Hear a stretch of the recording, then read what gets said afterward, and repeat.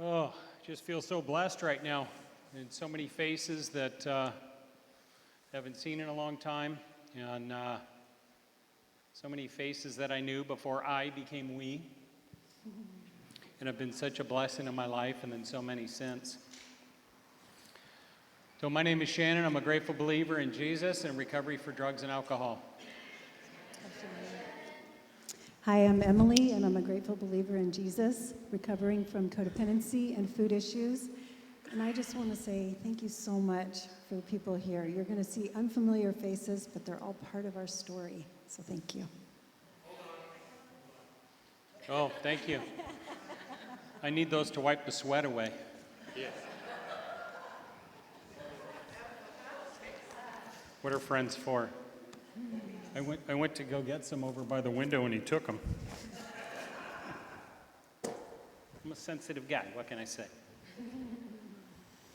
All right, so I want to start this off by saying that none of what we are about to share in the first part of this testimony is meant to point fingers in blame to anyone. It is through work in our program and through work in the 12 steps that we have long since come to terms with all parties involved, as well as ourselves and each other. We are painting a picture of the circumstances of our lives that have set the foundations for who we were and how that manifested itself in our lives, how it formed our character defects and our coping mechanisms, and how those character defects and coping mechanisms wove itself into the perfect storm of what we call our marriage.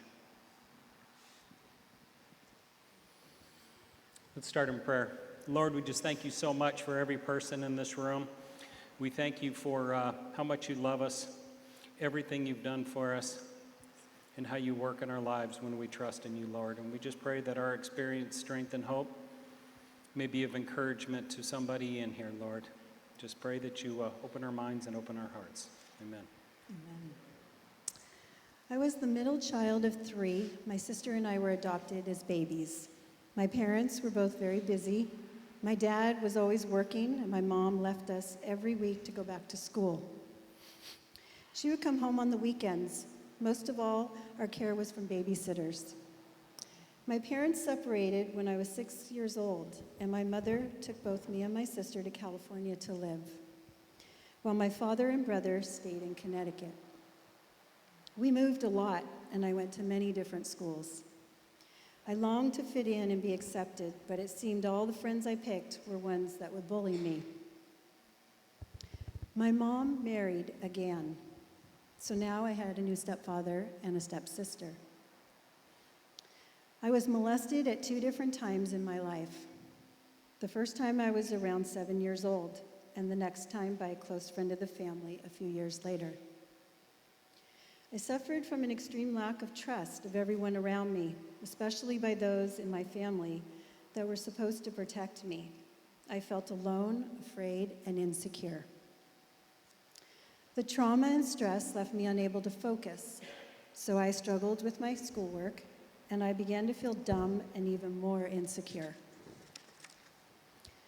The pain and confusion of the molestations led to me shutting down and started leading to my eating disorder behavior. I began to obsessively control my food, combined with excessive working out, as I unknowingly grasped at anything I could control. I began to feel as though if people knew the real me, they wouldn't like me or love me. I tied being loved and accepted with being thin. My childhood was amazing. I had a loving mother, father, brother, and sister. We were a happy and close family. That was until we weren't. My parents separated when I was 10 years old, and everything just started to fall apart around me. And this was just a couple months after my aunt decided it was a good idea to get the 3 of us kids stoned for the first time. After the separation, I most immediately moved in with my father. When I moved in with him, I had this vision of us finally being able to really start to spend a lot of time together and connect. Instead, he was gone even more than he was before. I went from always having my family around me to being alone almost all the time. And the loneliness and separation was weighing heavy on my young brain and heart. But I realized how I could gain his attention, and that was that we used to get high together on a regular basis. So the cure for my pain and confusion showed up just when I needed it the most. There was a container full of weed in the pantry of the new house I could access at any time, plus lots of inappropriate magazines I could look at to help with my loneliness. About a year later, I followed my father and his girlfriend to Santa Cruz, again, hoping things would be different. And they were different, all right, as I found his girlfriend to be a cold, negative, angry person that made it clear we were not friends and that I was just in the way. This created a high level of insecurity inside of me and made me feel unwanted, unworthy, and unloved. What was I doing wrong? It just had to be me, is what I thought. So I started junior high in a new school, in a new town, and I didn't know anyone. So I just kept to myself. I remember thinking to myself at one point, what I really needed was a beautiful woman. That's what would make everything all right. Then my first year in high school was about to start. I found my new friends through hanging out with the stoner party crowd. Things escalated from smoking weed and drinking to experimenting with so much more. Everything in my life revolved around drinking and drugs and an ongoing search for love and acceptance. I spent the next several years of my life searching for peace. I tried many New Age forms of spirituality, but they all left me feeling lost and unfulfilled. I was deep in my eating disorder and began having suicidal thoughts. My therapist suggested I check into the MHU. This was one of my lowest points. When I left the MHU a week later, I went straight to rehab facility for another couple weeks. I then came back home and got back to work. A coworker shared with me that she was able to navigate through some difficult struggles in her life with joy and strength because of her faith in Jesus. She planted the seed. Someone else invited me to a Bible study, and from there, I was invited to church. It was at this church where I accepted Christ. A roommate mentioned a place called Celebrate Recovery. I began to attend. The relapses and struggles continued, but now I really had hope as I was learning to trust in Jesus. I got a sponsor and started working the 12 steps. I started having real support from some amazing women. They were speaking into my life and modeling recovery like I had never seen before. After Celebrate, a large group of us would head to a diner down the street and would fellowship together. I soon noticed this handsome guy that was very funny and was so much fun to be around. I tried not to think about a relationship. I knew in my heart I needed to focus on my recovery. As time went on, I began to struggle with my eating disorder more, and I had to admit I needed more help. So I left for a treatment center in Arizona. I was introduced to Celebrate Recovery by my girlfriend. She hated my drug use. In an oblivious, codependent fashion, I went just to please her. I didn't want to be here. We attended for a couple weeks in a row together, and then she stopped coming. But I didn't. I stayed. There was just something really special about this place. So I got a sponsor and started working the steps. After coming for a while, I spotted this cute little brunette in the crowd. But I knew I wanted to do things differently in my life. Plus, my sponsor told me I needed to stay single and clean for at least a year before I could even consider being in a relationship. And I just followed his direction.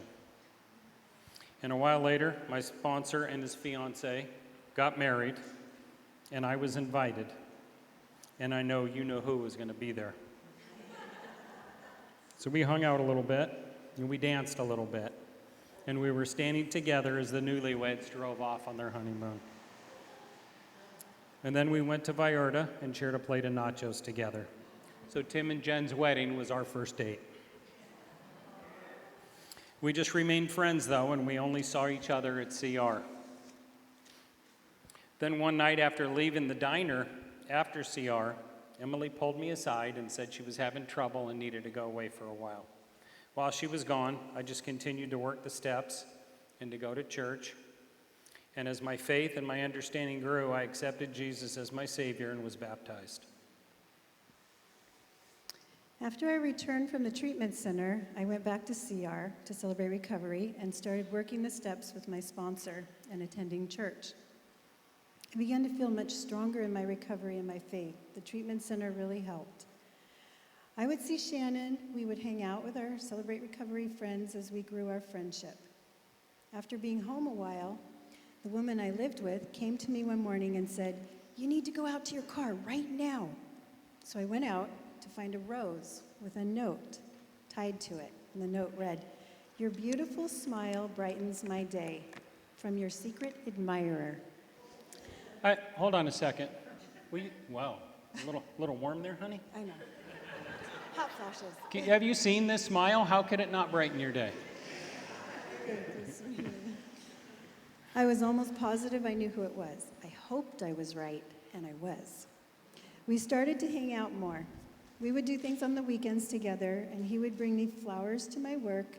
He would leave me sweet notes on wood scraps from his job and leave them at the door outside my apartment. About a year later, he invited me to go watch the sunset, where he asked me to marry him. I knew almost nothing about relationships, and even less about healthy ones.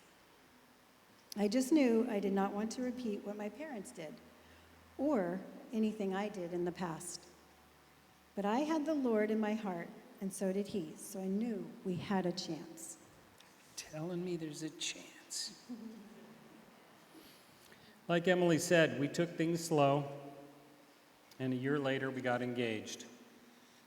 And things were amazing. We were both still working our programs and going to church together. We were honoring God in our relationship. We got married on May 18th, 2002. And you know,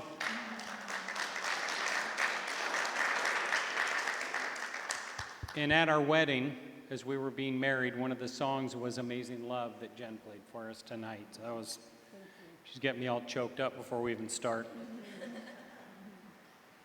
It seemed as though nothing could ever go wrong. God had his hands on us. Look at that couple. We're a power couple. A couple years later, Emily became pregnant, and we found out 5 months in that it was twins.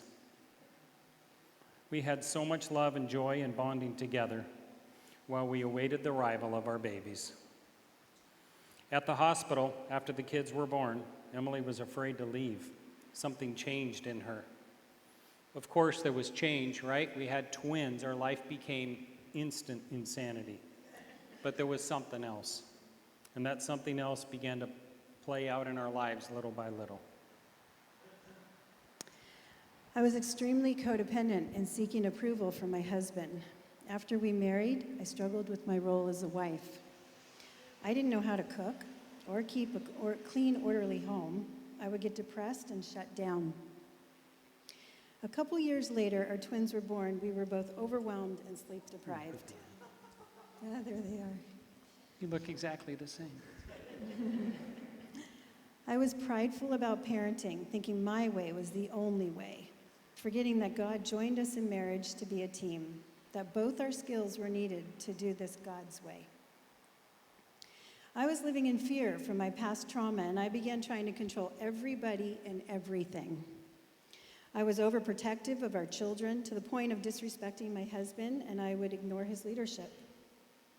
I was running on fear, and I was not being a teammate. I started having obsessive OCD routines set up to try to hold on to the control. My hormones were out of control, and I had anxiety and depression. I fell into big holes of codependency, and I began a pattern of victimhood parenting. I began to homeschool the kids, and it went well at first, but after a short time, I let them get away with too much. They would get disrespectful and get wild. When I couldn't handle them, I would call Shannon to come home and get them back in line. He would get them back on track and try to help me set healthy guidelines that I agreed to and knew were needed. But I would quickly fall back on my old ways. I tried to be their friend and not their parent, despite Shannon reminding me, we will be friends when they are adults. Right now, they just need us to be their parents. I would come home to find the kids running wild in the house, and my wife was curled up on our bedroom floor with the door closed. She was sobbing uncontrollably, saying she can't do it. She can't go on. I didn't know what to do.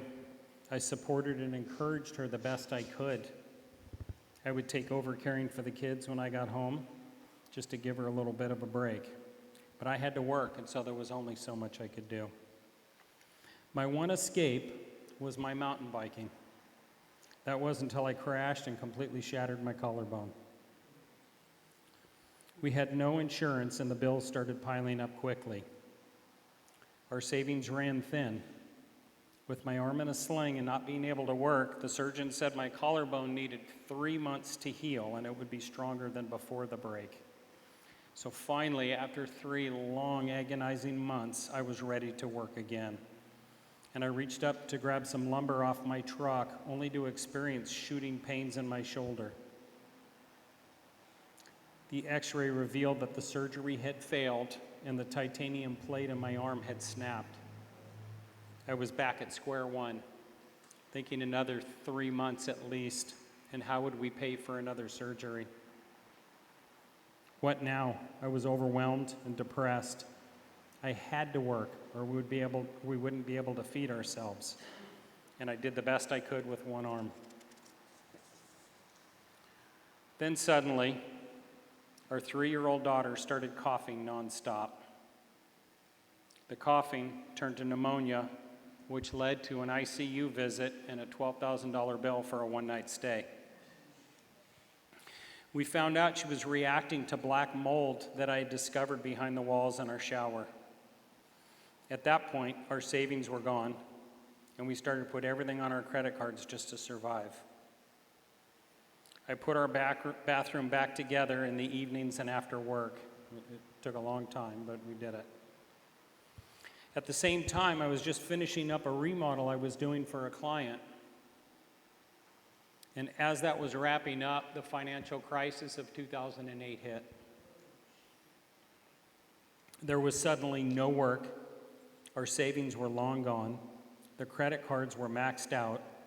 The house was in shambles. My wife was falling apart mentally and emotionally, and the stress was overwhelming. I felt as though there was no way out. I was averaging about 4 to 6 hours a week of work, barely enough to feed my family. The power got shut off at home multiple times. We were bouncing checks left and right. It seemed every bill that came to us had that red stripe on it. Ever experienced that when that red stripe comes in?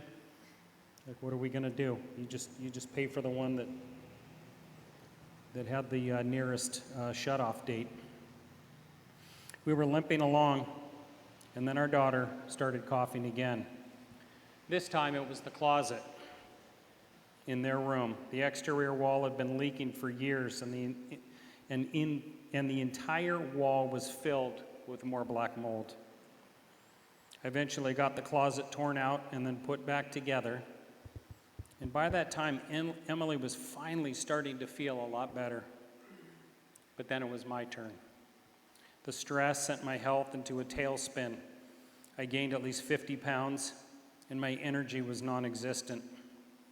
When I came home every night, I headed straight for my chair.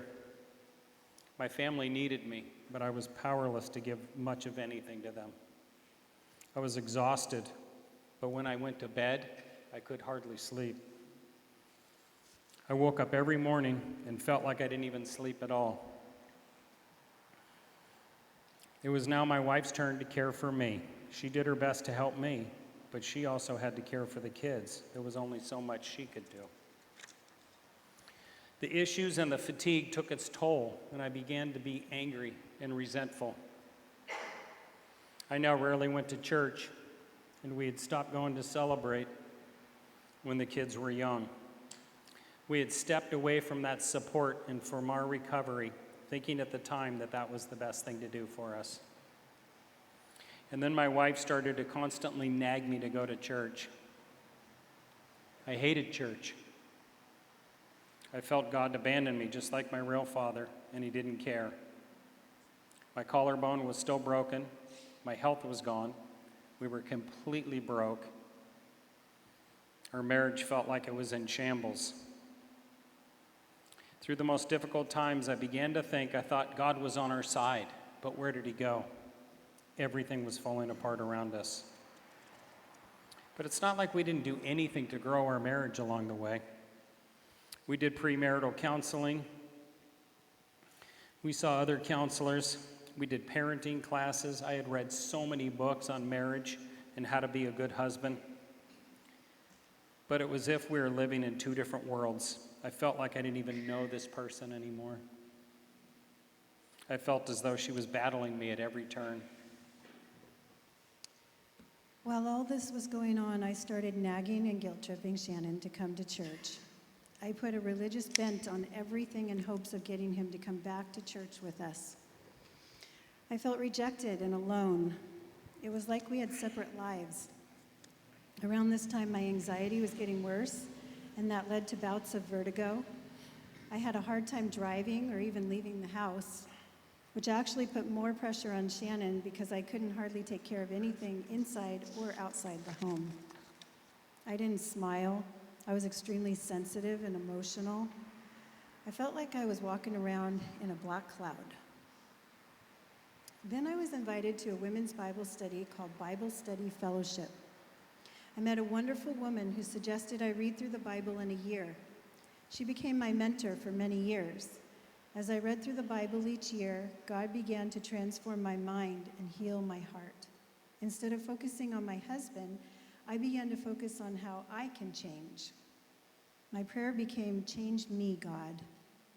And this prayer came from a book called The Power of a Praying Wife. I started letting go of trying to control and fix my husband. I began working with my sponsor and working on the 12 steps again. I prayed the scripture Isaiah 41:10 over our marriage. That's how it looks in the Bible. That's how it looks in the Bible. And then this is how I prayed it. I added the word marriage to each part of the verse. And it went like this: "Do not fear about your marriage, for I am with you in your marriage. Be not dismayed in your marriage, for I am your God. I will strengthen your marriage. Yes, I will surely help your marriage. I will uphold your marriage in my victorious right hand." And I prayed this prayer. I prayed this prayer over and over. I began working with a couple older women who were teaching me what it meant to be a biblical wife and mother. This helped my thinking and my perspective. I finally let go of homeschooling. It was no longer working. The kids went to a private school for their senior year of high school, paid for by the in-laws and some very dear friends. This was incredibly difficult for me. I felt as though I had failed at homeschooling my kids. I went back to work for the first time since they were born, and this extra bit of income created such a relief in our marriage. All the pressure of the finances had been on Shannon's shoulders, and this helped create so much relief in so many areas. At one point, I recalled a sermon from an old pastor saying, "Love is not a feeling, it's a choice." And I chose to love her. Through sickness and health, through happy times and through difficulty, I cared for her through her time of sickness, and she did for me when my health began to fail. I never stopped loving my wife, and we still had lots of good times mixed in. But to be completely honest, during the most difficult of times, it became difficult to like her. And I never asked, but I'm sure she felt the same way. Did you feel the same way? Yeah. Can you believe her? What's not to like? We did the best we could with our limited skills, but I knew something was missing. I believe what I had learned through recovery and through working the steps, that we do the footwork and Jesus does the healing. I just knew I wanted to regain that bond we had built originally, where we could talk and hear each other, where we could have fun in our marriage more often than we would have conflict. Our communication was horrible. And I remembered back on a session we did with another pastor at our old church. He was such an easy person to talk to, and I heard he did counseling at the church. So I asked him for a session with Emily and I, and he agreed. We walked into his office, and the first thing he said to me is, "I don't want to hear about your problems." I thought, oh, this is really going to go well. But what he did say was, "I want to teach you two how to communicate and learn to solve your own problems." Imagine that.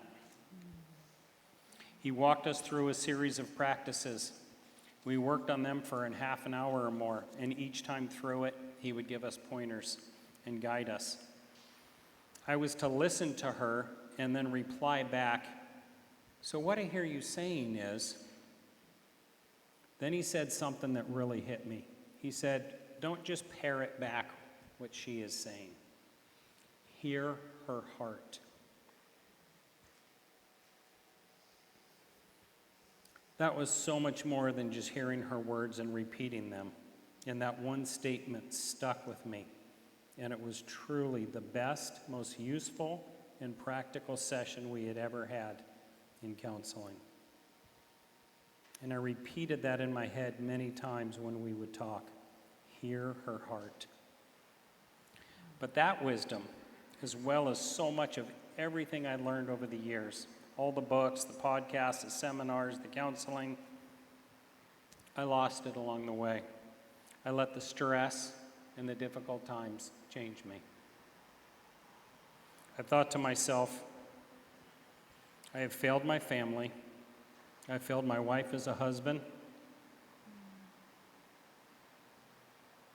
And I have failed my children as their father. I did not fail them because I struggled to financially provide, because I was just doing the best I could there. But the way I failed my family is I quit trusting Jesus, and I quit being the spiritual leader of my family. I continued in the skill of letting go, releasing the character defect of micromanaging, trying to control everything around me, of trying to control Shannon. My control issues stemmed from what happened to me as a child. It was my coping mechanism. It made me not trust anybody or anything. God put Shannon in my life, and he was trustworthy and would do anything to protect me and the kids. And I still resisted. That resistance really surfaced after the kids were born. My fears took over, and I felt every time Shannon left the house, like he did every day for work, that he was going to die, and I would have to raise the kids alone. The fears controlled my every thought. I knew this was not rational, but it still controlled me. Codependency is very cunning and hard to recognize, but it can be destructive and dangerous if not recognized and dealt with. The only reason I know what it is and what it does is because I was working through the 12 steps. So much is revealed to us through working the steps. I let codependency control me by trying to control everything around me, like my environment, my husband, my kids, my food, my exercise. The freedom gained from the awareness of codependency and the releasing of it is transforming my life. I began to see a change in Emily. She was doing things differently, and she was no longer trying to control everything or to control me. Every time I walked into the living room in the morning now, there she was, reading her Bible. She had a huge smile on her face and would greet me with, "Good morning, sweetheart." The glow began to return to her face and her heart. Emily continued her Al-Anon meetings and talking with her mentors. She stopped nagging me to do what she wanted and allowed me to change on my own time. Her reply to my answer that no, I was not going to church today was, okay, honey, maybe next time. No guilt, no shame, no sign of disappointment. And her change started to encourage me. I started to pray again, to listen to messages online. And then one evening I asked Emily a question. I said, if there was one thing I can do for you right now to make you feel loved, what would that be? And her answer was instant. I want to go back to church as a family again. And I thought to myself, all right, if you can't follow through, then I should have never asked in the first place. She manipulated me on that one. No, so I did. The next Sunday I went back to church. And I didn't go every week, but I started going most. And the messages started to speak to me again. And I started to slowly come out of my shell. And during that time, I remembered that I had a recovery birthday that was coming up, and I asked Emily if she would come to CR with me for that, and she immediately agreed. We walked through the doors, and we saw our good friends leading worship, as they have faithfully done for the past 20 years or more. At that time, I really didn't like any of the churches that we were trying out, and so CR became my church for me for now. I still went to the other church, but this is what I really called my church because it felt like the only place I could truly feel God's presence. Jen singing has that effect on me. One Friday night after worship, I turned to Emily. Thanks, Tim. Oh. I said, we are home. We are home, and these are our people. I started working with my sponsor again. Emily and I started serving again. We continued to show up faithfully every week. As the healing of our marriage continued, I kept seeing things that I just admired in my wife, like her dedication to the Word over the past several years. So I myself made the commitment to reading through the Bible in a year. I am now in year 4.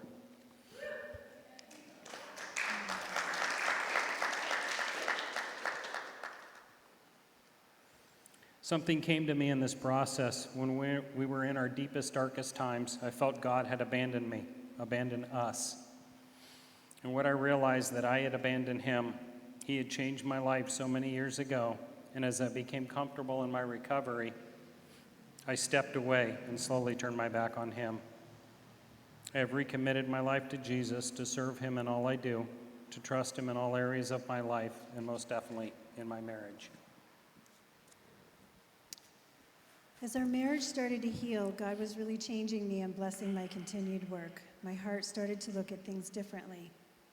Things that used to be big and overwhelming began to seem small, like when my husband would playfully tease me.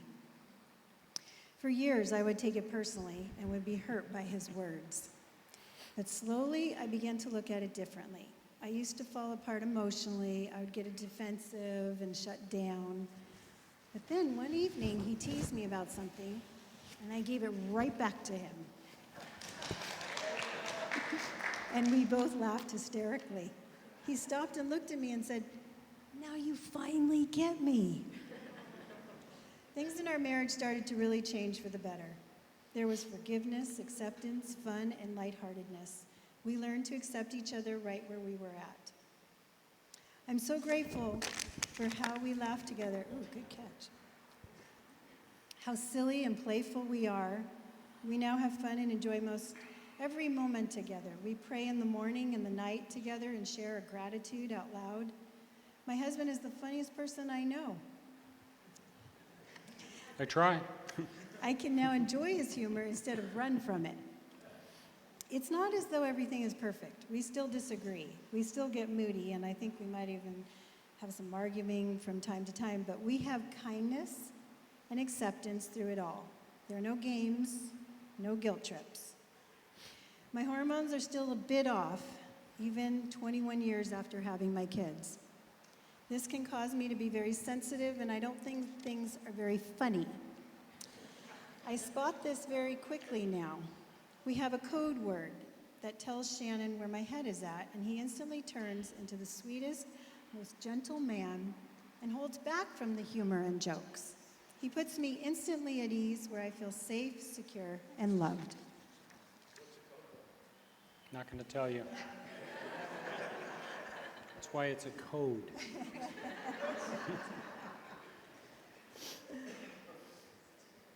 God has reminded me of my role as a husband. That is to become a student of my wife, to create to the best of my ability a safe, loving, and secure environment for her to be able to grow her gifts, to serve her and to love her the way Jesus loved the church, to be admired, adored, and desired. Over the past several years, she has become my best friend again, my biggest supporter. The marriage we have today is impossible without the 12 steps and without turning it all over to Jesus.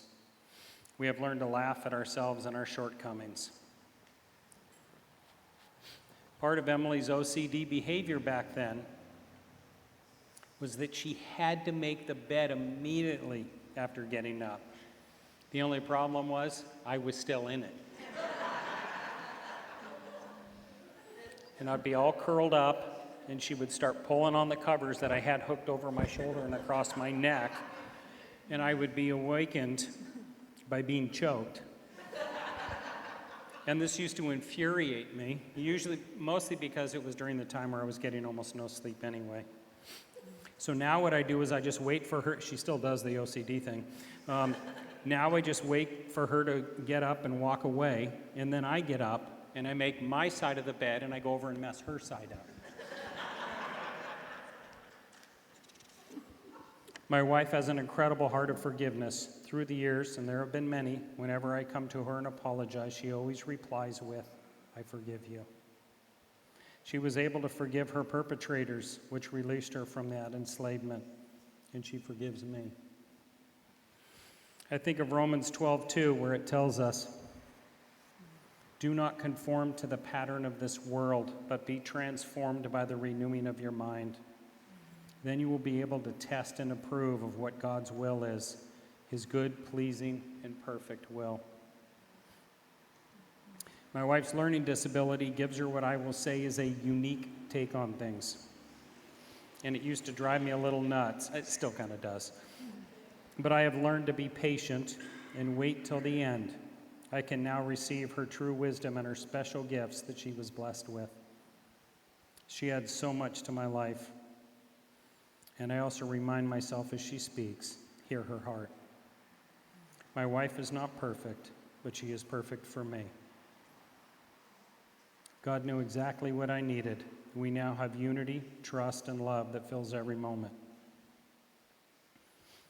And a while back, I had some thoughts as we started to heal and change on how to heal deeper and to make amends. I started a list where I wrote down one thing a day for at least 30 days that I admired or loved about my wife. I then wrote her a letter. Then I prepared my plan. I told her to sit down on the couch, and I sat in front of her on the ground and had her read the list. As she cried and thanked me, I got up and I brought back a towel and a tub of warm water. I handed her the letter. As she read the letter aloud, I washed her feet as my symbolic gesture of my commitment to her, to our marriage, and to our family, and of course to Jesus. In the letter, I apologize for drifting so far away, and that I will never let that happen again, for not leading our family to the best of my ability, and that I have committed myself again to her and to our marriage and our family and to myself for continued growth. I believe it takes a community to keep a marriage together. Friends, family, mentors, counselors, the 12 steps, and much more. It sure has for me. And so many of the people in this room have been a part of our story. Thank you. Thank you for letting us share with you what God has done in our marriage. Thank you.